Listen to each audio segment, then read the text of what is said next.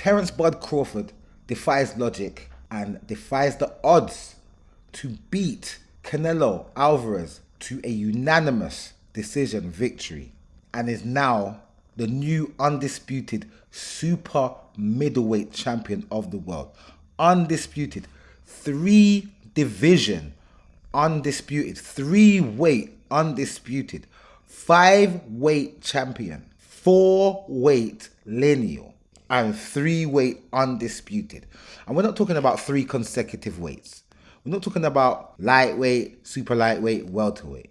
We're not talking about super lightweight, welterweight, super welterweight. We're talking about super lightweight, welterweight, and then let's go up 3 more divisions. Skip everybody else because no one else in these weight classes are any good.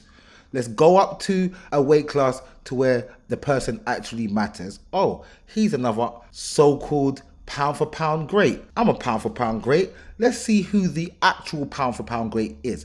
I'm going up there to super middleweight to deal with Saul Canelo Alvarez. And that is what he done. He dealt with Canelo. Now, there's so much to talk about with this fight's concerned. But in this video, we're just going to talk about what we actually saw on the night. So, I was very disappointed with Canelo. I'm going to put it out there straight. I was very disappointed with Canelo Alvarez. He thought that this was going to be a walk in the park. He definitely underestimated what Bud can do, and he did not resort back to fighting like he used to fight when he was at super welterweight and at middleweight. There was no jabs. I think I saw Canelo throw maybe 3 jabs in the whole fight. From round 1 to round 12, I saw maybe 2, maybe 3 or 4 jabs. And those were in the early rounds.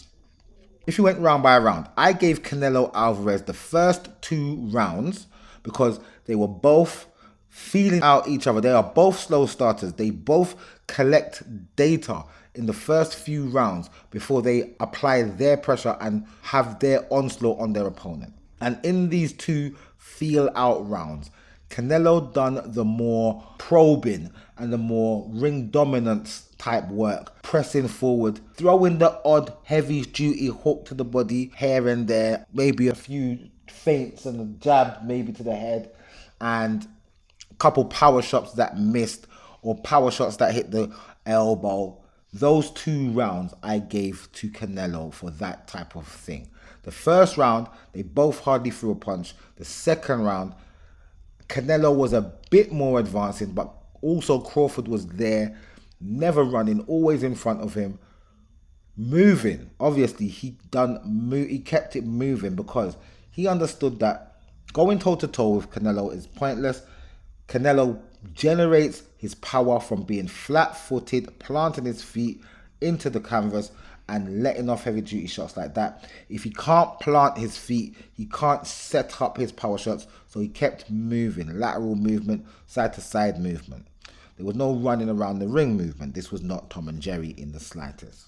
After those 2 rounds, Crawford decided that he was going to beat Canelo. He saw enough of what he needed to see to know how to beat Canelo. My thing was, how's Crawford going to react when he first takes a power shot from Canelo? And for me, he handled all of Canelo's power very well by not allowing Canelo to connect with any of these power shots that he's trying to throw at him.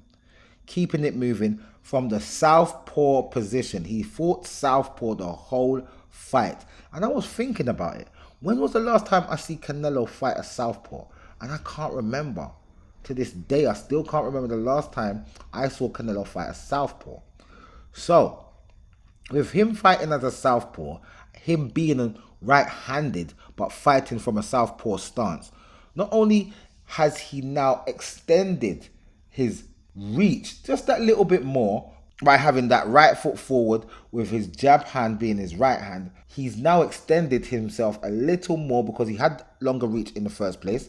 But now it's also going to make Canelo even more at a disadvantage trying to throw punches at Crawford because he can now move even more easily without having to come right out of the pocket. He can just take a side step or a backward step, one backward step, and then he's right back in there. And with that extended jab from the right hand, which is his power hand, his right hand is his strongest arm. And if you're throwing jabs with your strongest arm, they are going to do some sort of damage. And this is what he commenced to do round after round. Never running, always staying in close enough proximity to land his shots and get himself out of there, but not too far, but then to come back in, also land more shots and get out of there again. This is what Crawford done round after round from that southpaw position. Jabs and backhands from that southpaw position, while Canelo is trying to stalk him and land one heavy duty shot, which never came. He tried to throw it to the body, solar plexus. Crawford's got his elbow there, protecting himself. He's trying to throw to the head. Crawford has got his arm up and he's protecting himself from the shots with his actual glove. He's not running away from the shots. He's there taking the shots, assessing the power, absorbing what's coming, and catching and shooting. Because what I realized is that Crawford got very comfortable in there. Like, this guy can't actually hurt me. All this power, what is it? I can't feel this guy's power. So he started to feel more entitled to be in a fight with him. So when it came to boxing, he outboxed Canelo because Canelo did not decide to use his jab at all. And throughout the entirety of the fight, Canelo did not once make that adjustment of throwing more jabs. But in the press conference, he already said it. He said that he couldn't do anything, and anything that he wanted to do, Crawford had all the answers, and it made him hesitant. Pressing on, coming through the rounds, there may be one more round in there, maybe 5, 7, 7, 8, somewhere in there, where Canelo did land a good shot on Crawford's chin.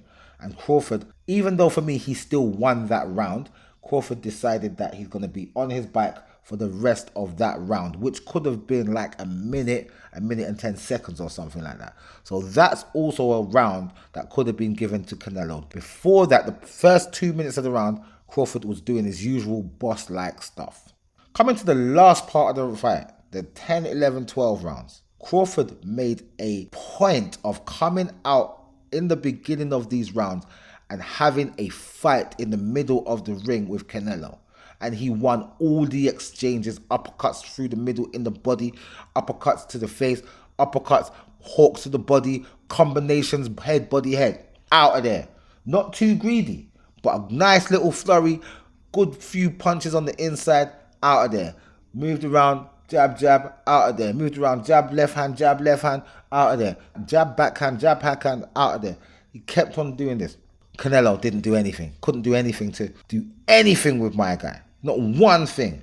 And he done so even in the 11th and 12th round. Now, in these last few rounds, this is where I was thinking, this unfamiliar fighting at a weight class that is unfamiliar to him, with all the muscle that he's put on, the lactic acid situation could come and slow him down.